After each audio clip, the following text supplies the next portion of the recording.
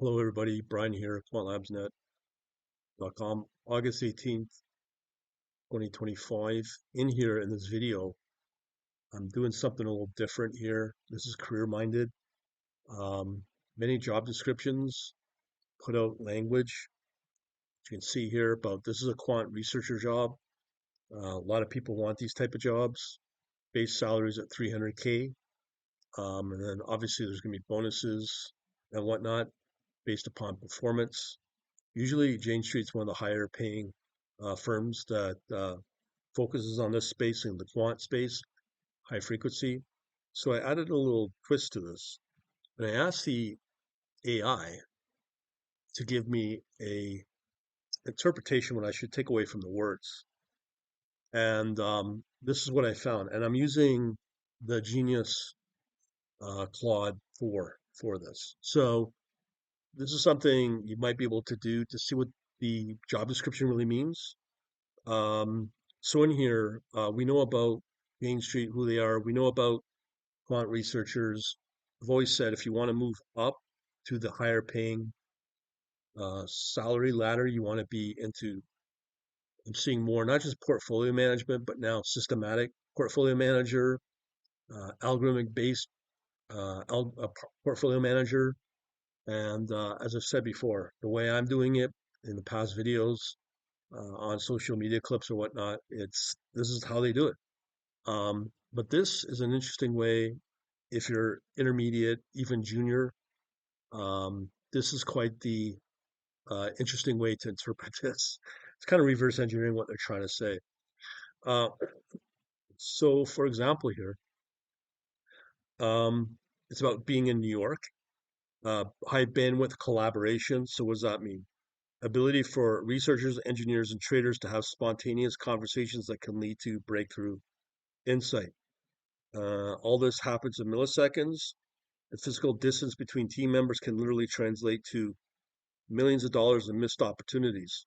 So, as an example, and this is pretty realistic of what they expect, Jane Street ensures that when a researcher discovers something in price,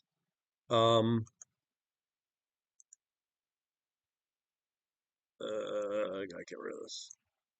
Um, when dealing with market movements that happen in milliseconds, so sorry, that when a researcher discovers something interesting in the data at 2 p.m., they can walk over a trader desk and have it implemented by market close. Now, if this is true, um, that means that's their level of expectation. They expect to be having a live trading solution within a few hours because that trading solution will not last forever. New York location also signals something about the types of markets they mostly are active in. This is important. I never thought about this. Quantitative Research Hub being in New York suggests a heavy focus on U.S. equity markets, ETFs, and other instruments that trade during Eastern Standard Time hours. This geographic concentration allows them to maintain the tight feedback loops between research and production that have become the hallmark. So essentially, it's not just New York and equity and ETFs and stock. You also have to remember that Chicago is 1 hour behind New York. So there's also going to be a huge emphasis on futures and options as well. I've said that before. This article further explains that. So here we're doing trading, research, and machine learning. Notice that trading comes first. So this I've said before as well, and this AI confirms what I've said. The emphasis on where they put the focus on resumes and candidates as they come in. They put, as it says here, notice that trading comes first. This isn't alphabetical order. It's priority ordering. Okay. Despite all the sophisticated technology and research, Jane Street remains fundamentally a trading firm. This is what let's just say people out there forget. I've said this, now the AI now confirms it. Let me repeat that. Despite all sophisticated technology and research, including quant or math, Jane Street remains fundamentally a trading firm. Everything they do in research and machine learning ultimately serves the goal of making profitable trades. So, as it says, number one, trading. Integration of these three disciplines under one department speaks to Jane Street's unique organized structure. This is the AI revealing this. Traditional investment banks, where research analysts and traders might be completely different divisions with different incentives. Okay, Jane Street has deliberately blurred these lines. Structure means that the quantitative research, you're not just building models in isolation. You building models and traders will actually use, and you'll be held accountable for the real world performance. Okay. Uh, so they included machine learning as a co-equal partner with trading and research reveals how seriously Jane Street takes ML as a core competency. Traditional quantitative firms bolted on some machine learning capabilities are an afterthought. ML is baked into their fundamental approach to markets. I can also verify that is probably right across the board in this field to get this kind of pay scale. And essentially, uh, not just that, but the AI is so sophisticated they can replace probably a large portion of these trading desks and other staff that do this. Okay, so Jane Street mentions experienced researchers who are committed to teaching, guiding, and supporting our newest hires. So basically, it's extracting the keywords and reinterpreting them via AI. So there's something deeper than typical corporate mentorship. There's a core belief that the best ways to maintain competitive edge is through continuous knowledge transfer and institutional learning. So what they've discovered here is a collision of different perspectives and expertise levels. So they'll have senior researchers, and those are the guys getting paid in the millions. Don't just supervise juniors. They actively teach them unique ways about thinking about the markets. So right here, the firm's unique way of thinking about the markets. So you will not get that in university. You only get that on the job. And a lot of firms have their unique, call it trading edge, trading secrets that give them that edge. It isn't just about technical skills. It's about developing what Jane Street's called market intuition. Okay. Ability to sense when something in the data doesn't quite make sense or when a model may be overfitting to historical patterns that won't persist. So what tells me is that um, folks that have been probably well long toothed into Jane Street have this intuition that they know, and you're not going to get it anywhere else. And many, many, many other competitive trading firms will pay top dollar for that experience. That's no different than Zuckerberg from Meta paying literally hundreds of millions of dollars to probably some of the OpenAI leading researchers because they have that intuition on what makes OpenAI, LLMs, and ChatGPT the leading market leader. So they invest in development, creates what economists call firm-specific human capital. Knowledge you gain about their particular approach, markets become less transferable to other firms. So this is a uniqueness about Jane Street. This is really important to understand. Um, your knowledge you gain is their particular approach to markets because it's less transferable to other firms. Unless you're like some startup firm trying to be a high frequency trading shop wannabe or a hedge fund wannabe. It's not predatory. The knowledge you gain is genuinely valuable and makes you a better researcher overall. So the longer probably you stay at Jane Street, the more valuable you become in the job market, if there's jobs at all down the line. Um, so they mentioned casually petabytes of data, hundreds of thousands of cores might seem like typical tech company boasting. Uh, it reveals some aspects of Jane Street's trading strategies. Petabytes mean they're not just looking at traditional market data; they're ingesting it, analyzing it from satellite imagery to social media sentiment to credit card transaction. So that tells you they're getting data from somewhere and they're collecting it, storing it, and being able to probably most likely develop their own internal uh, large language model. They're not using any third party sources to rely on like Anthropic. They may be. They're not exclusively doing it that using that approach. That's for sure. The scaling of computing infrastructure hints at types of problems they're solving. Traditional quant trading insight might requires significant computational power, with hundreds of thousands of cores, and that's in the job description. They're running massive parallel simulations, possibly Monte Carlo. And again, this is important for option pricing or large scale backtesting across thousands of different market scenarios simultaneously. I can verify that this could happen a while back where they are simultaneously large scale backtesting and simultaneous, but I think it's more of this option pricing.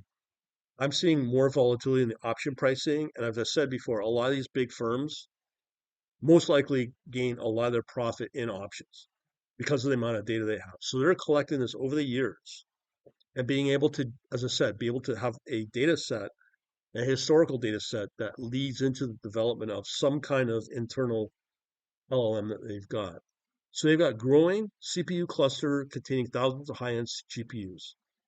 Uh, it's not about deep learning. They're essential for the kind of real-time parallel processing that modern market making requires. Now, I can attest to that from my heavy discussions back years ago from probably one of the best traders, researchers, whatever you call him, from Lenin Quant. This is what he exactly did. He was able to forecast on the fly in real time, uh, and this is now where we're at today on scale because of the high-end NVIDIA chips that are available. So Jane Street is heavily involved in high-frequency trading and market making. We know that. The ability to process thousands of price updates per second across multiple instruments. So this is another interesting thing here. Anti-specialization philosophy. Okay, so they have this phrase, we don't believe in one size fits all modeling situations. So that's a profound way of looking at how Jane Street looks at the market. So firms will have a methodology and they specialize in it. They'll use something like factor modeling, machine learning, or traditional econometrics. They try to apply it everywhere. Whereas Jane Street takes the opposite approach. They start with a problem and then find the best tool to solve it. That would make sense. The philosophy extends to their hiring and team structure. They don't want specialists who know deep learning or understand traditional econometrics. They want researchers who can fluidly move between different methodologies depending upon what the data demands. So it's the data is driving the tool set and what they're going to use to suss out potential signals and profit from it from those trading decisions. And you can see also probably at the pace that they're developing new trading systems within a few hours when they see the signals. And especially now, as I'm seeing more and more volatility, that expectation of a live trading solution is going to be much shorter. As I said, most likely in a few hours instead of a few days. So it's an intellectual flexibility is one of the key competitive advantages. Competitors might be committed to a particular approach because of institutional inertia. Jane Street can quickly adapt to new market conditions or opportunities. Basically, that's what I said. So they have these from linear models to deep learning. It's deliberately broad. I've seen this before, and the AI just verifies it. Many firms will put out vague terminology in their job description to just have as many resumes to hit the job postings, and then they can use some kind of system to be able to go through it like a search engine. Can't remember the term, but they'll be able to find those resumes that hit those key phrases that they're looking for.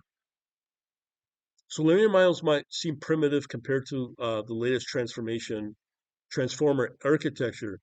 In financial markets, sometimes a simple linear model with the right features will dramatically outperform a complex neural network. I've said that before, but it could be the other way. But again, it's the data that drives it.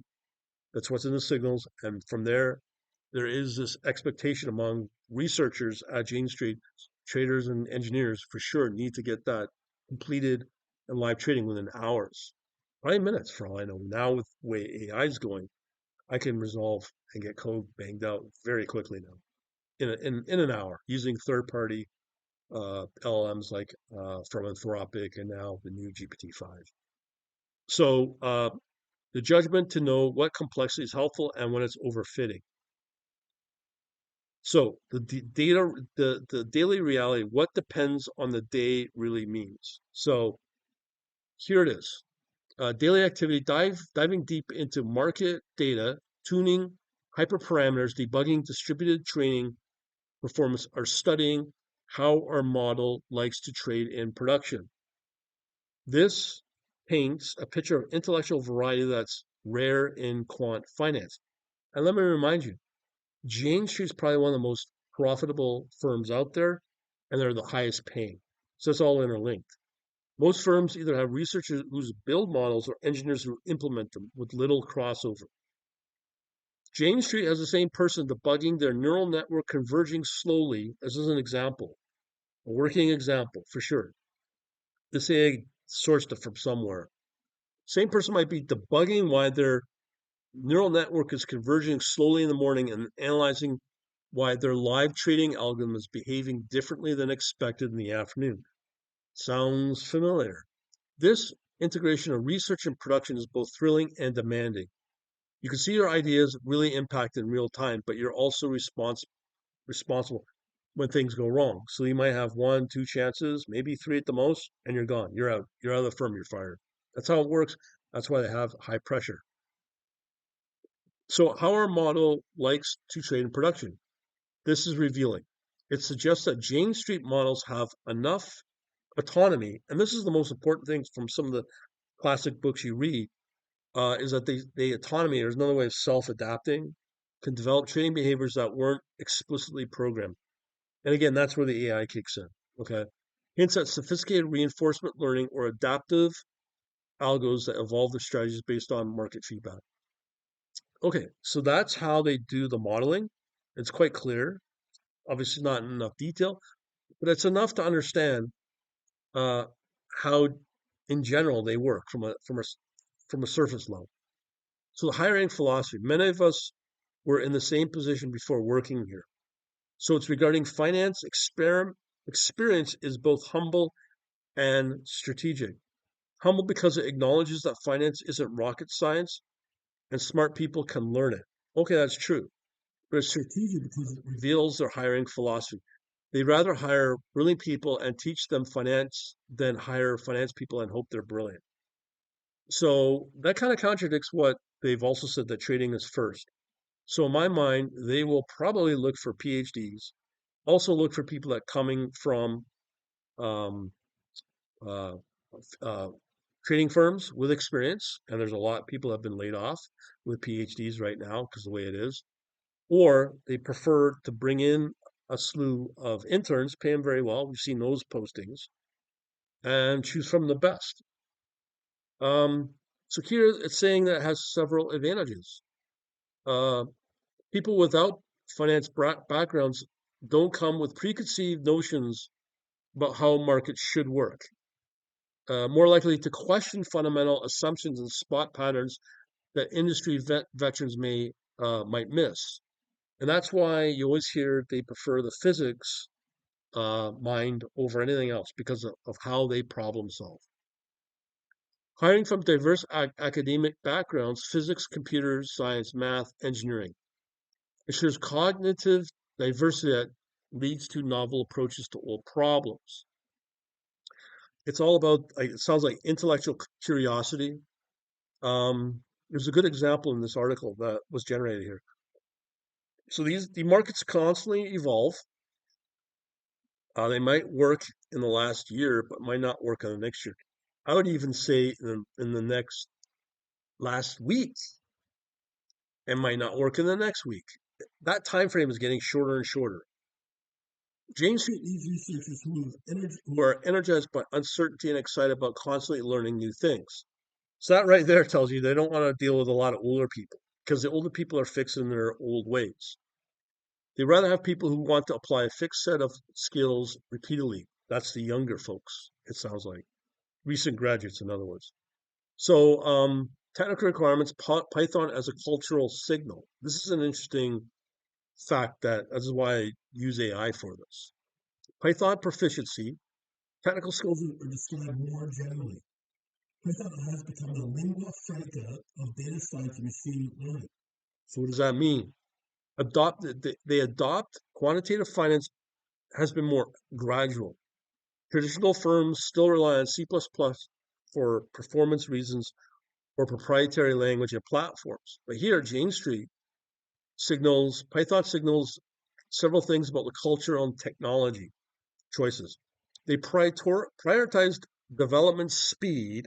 And I've said that before, develop the speed of development over execution speed and research productivity over marginal performance gains. So again, that means that the research productivity, because you're using Python and able to code it up much faster instead of C++, whereas in C++, you may get marginal gains. So that's why they have that focus and preference on Python. That makes sense.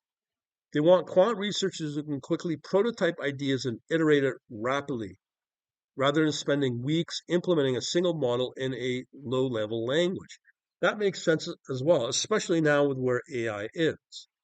AI is so advanced, especially in Python, that you can do exactly this. You can quickly prototype, and that's why I'm able to prototype a Streamlit application very quickly, and then be able to implement that very quickly, a trading engine, whatever you want to call it.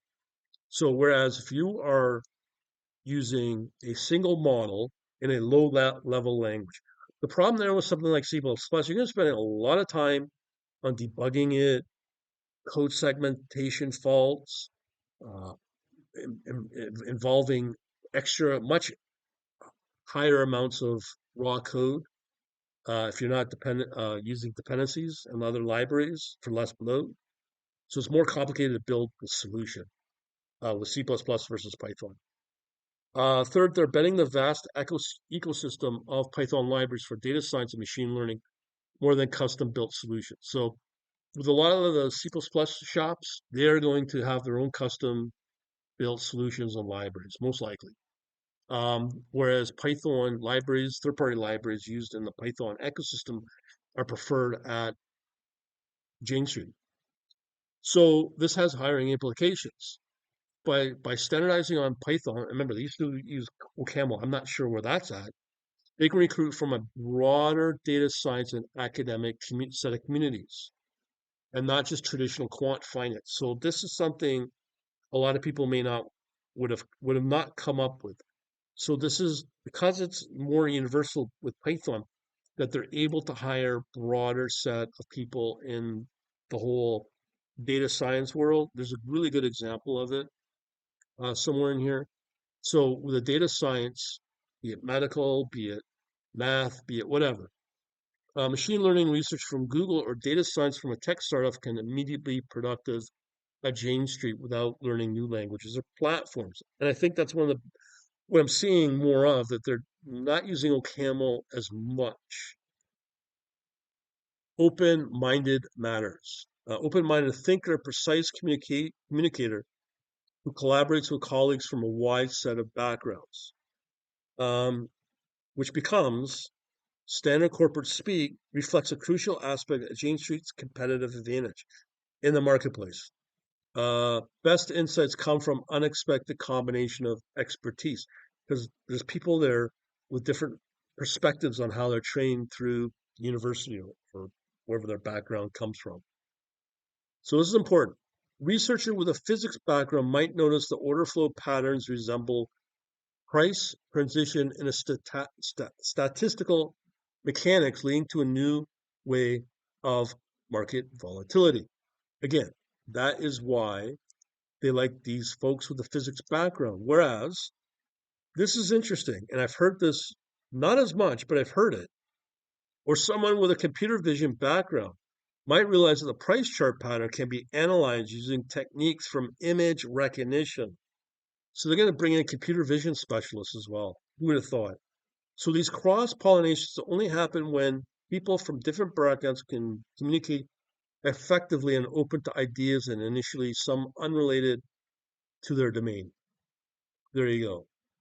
So again, precise communication requirements is particularly important in a trading environment where, as I said, ambiguity can be costly.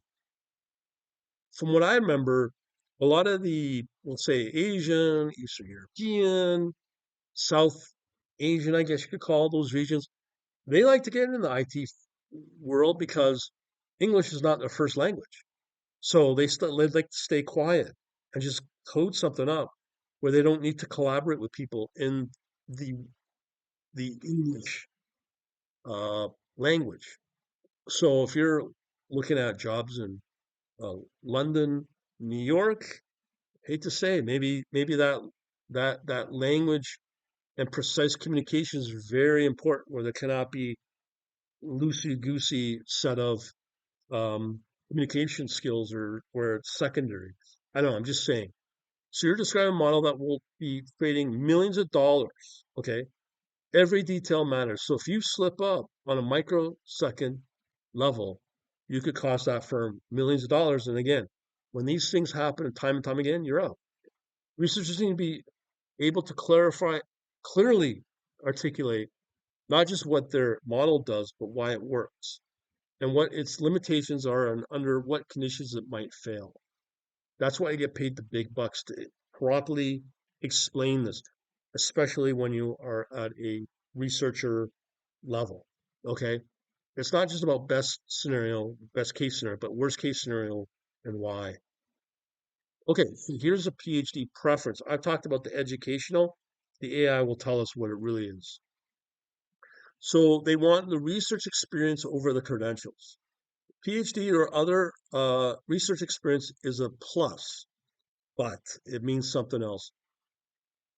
So they think nuanced view of academic credentials. And again, this is not me speaking. This is an AI from Claude telling you this.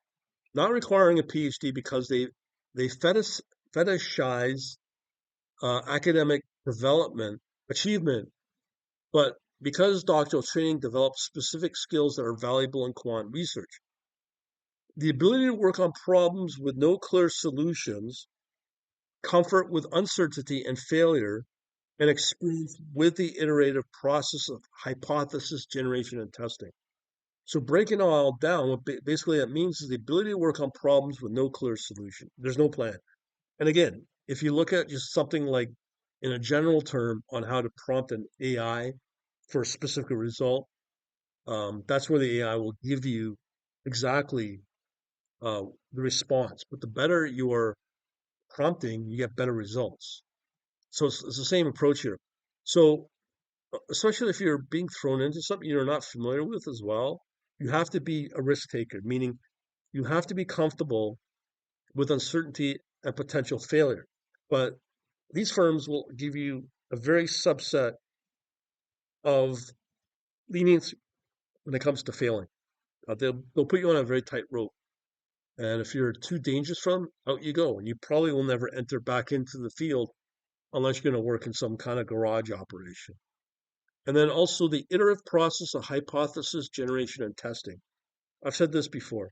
When you're prompting an AI or an LLM or whatnot with a series of problem solving for, let's say, trading, and you ask them for the code, in that when you actually run the code, this hypothesis generation and testing is using exactly the iteration to always iterate until you have no more errors and or no more runtime errors or exceptions.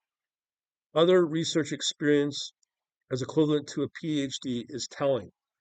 James Street realizes or recognizes that valuable research can be developed outside of academia in industry research labs through open source contributions or even in personal projects. So that comes back to what I've said before. If you are promoting yourself through an open source project on GitHub, if you are doing personal projects through GitHub, um, you're that's part of your marketing. That's part of your brand. The more you do that, the more you show success, especially if it's verified on a third party. The higher your chances of getting hired by the top firms like a Jane Street. It just reinforces what I've been saying all this time. What they care about is demonstrated ability to push the boundaries of knowledge, not just applying existing techniques. That's where the AI comes in. And it's really important not to use these, in my mind, open source, free LLMs. Why? Because the quality output matters. And when you're using an open source or a free one, the quality output is like not even secondary. Whereas if you're using a highly advanced, commercial, highly competitive LLM like a ChatGPT 5 as of right now, or an open uh, like a Claude 4, 4.1, those are highly advanced LLMs, and that's what's going to give you the better coding, quality coding, and that's what matters. So if you want to be quote unquote pushing the boundaries, those are the exact LLMs you should be using. Meaning you've got to be willing to pay for those LLM versions instead of just putting out equivalent of the same old existing techniques or code. You have to, it's all about being ahead of the game and ahead of the competition as well. Preference also signals the level of intellectual challenges at Jane Street. Problem they're working out don't have solutions in textbooks. Bingo. You can only either learn on the job or actually live trade and see where it goes and ask yourself why you're failing in those trading results when you put live money to it. Researchers need to be comfortable in the ambiguous space where theory meets reality. Again, this is so critical right here. Instead of analyzing, being paralyzed by paralysis by analysis and just not really doing anything, you need to put real money on these trades. That's the reality that a Jane Street's looking for. You're actually putting skin in the game, money. Elegant mathematical encounter messy market data.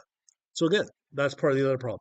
You can come up with the best math models, algorithms, but if your data in your market data is starting to like, let's say, go unpredictable, or there's some exogenous event because of President Taco may have something, your model's going to fail, and you got to figure out why that's happening. So even though it looks elegant and complicated or makes you look smart, it don't matter. It can't lose money, or the drawdowns have to be very, very minimal. Okay, so let's talk about the 300,000 here. So it's only part of the Jane Street total compensation. Okay, so obviously that's pretty evident. So that's the base salary. They are, and I can confirm, they are a top tier quantitative finance, or that's top tier finance compensation. If you want to stay in the game in your late 30s, 40s, maybe even 50s, you got to get into portfolio management. So all this stuff that's being talked about, plus with what I'm putting out there, you got to be very good at being now a systematic AI level portfolio manager. Stay in the game and to get the multi-million dollar package, not 1 million, but as I said before, 8, 9 million a year as they get in UK. You have to be transparent about the base salary while keeping bonus structure private. They're indicating the total compensation could be significantly higher for strong performance. They do that uh, by not mentioning the total comp because obviously that's for competitive reasons.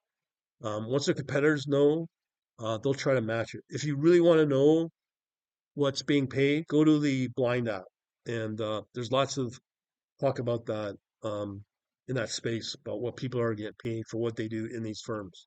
And that again is Blind, BLIND. So they have emphasis on discretionary bonuses, Jane Street performance-driven culture. Unlike with guaranteed compensation, your earnings at Jane Street will directly reflect your contribution to the success firm. So if you're bringing out multi-million, multi-billion profit based on your ideas, you will be compensated accordingly. They want to keep you. The structure attracts people who are confident in their abilities and their compensations to reflect their impact. High base salary also serves a practical purpose, allows researchers to focus on long-term projects without worrying about short-term financial pressures. I can counteract that with, of course, AI. We don't know where AI is going. We don't know what's going to happen with AI. These jobs could be impacted as well. And there's going to be fewer and fewer of these portfolio quant researchers and coding jobs in these firms.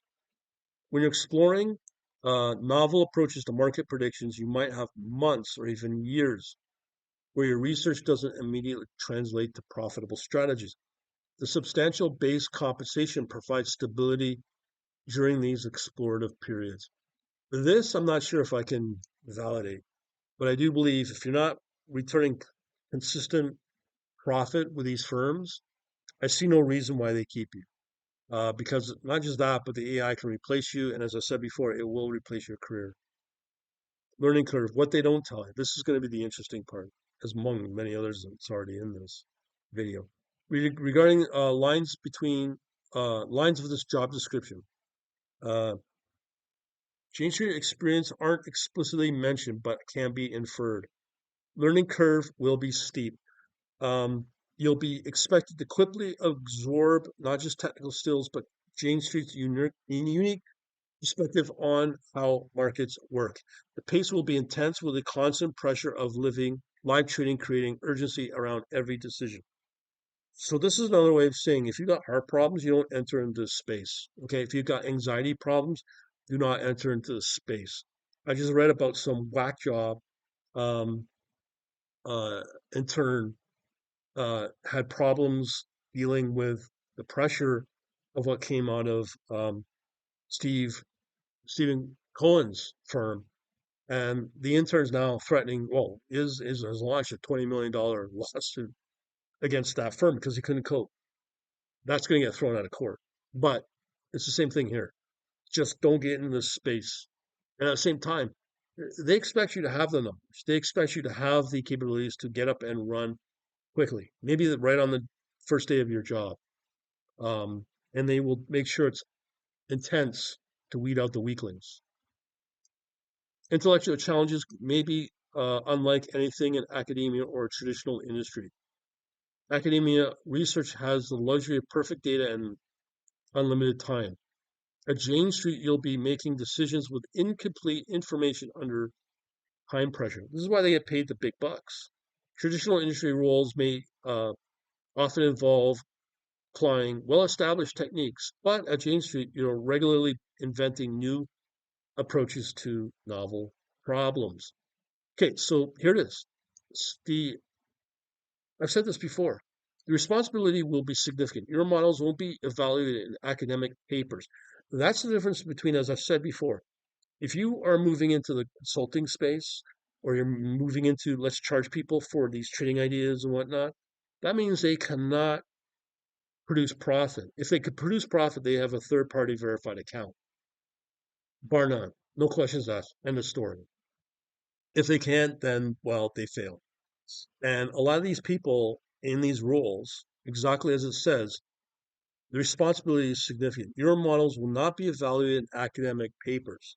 They'll be deployed with real money, and your performance will directly impact the firm's profitability.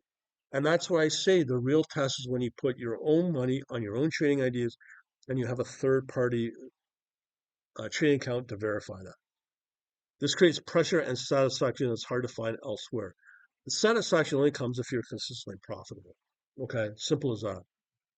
There are some hidden competitive advantages here. Uh, this job description reveals is how Jane Street has built sustainable competitive advantages in an increasing competitive industry. And now it's going to get even more competitive because more jobs are being lost, more of these firms are trimming down, and a lot of it has to do with the AI. Integrated culture where researchers traders work closely behind creating faster feedback loops than firms with traditional silos. And that competition is going to get more and more fierce. Okay, so they're going to slim down and at the same time become more profitable. But when I say slim down, they're going to need less human employees. Technology infrastructure enables rapid experimentation and deployment that smaller firms can't match. Hiring philosophy ensures intellectual diversity that leads to novel insights. All this stuff I'm also talking can be probably applied to other top firms, including the likes of Citadel. So there's a commitment to continuous learning and adaptation means they're not just optimizing current strategies, constantly developing new capabilities, and that's all driven by what's in the market and what most likely now being driven what's being spat out by AI. Competitors might excel in specific areas, but here, this is the big thing. Jane Street's a generalist approach allows them to quickly enter new markets or develop new strategies as the opportunities arise. And again, that's probably they'll be able to adapt very quickly, like in a few hours. Job description, ultimately an invitation to join this continuous process of discovery and adaptation. And again, this is again, I stress this for the right person. Someone who combines technical skill, intellectual curiosity, and collaborative spirit represents an opportunity to work with at the forefront of quant finance and the boundaries between research and practical practice dissolve and where your insights can directly shape how global markets function. So they're not just hiring quant researchers, they're recruiting co-conspirators in their ongoing effort to understand profit from complex, ever-changing dynamics of the financial market. Job description is either their way of saying if you're smart enough, curious enough, and ambitious enough. Again, that ambition comes from you showing you are trading on your own, most likely showing profit and a third-party verified account. This will teach you something else. So that's pretty well it. And you know where to go if you want to know more, quantlabsnet.com. Thanks for watching.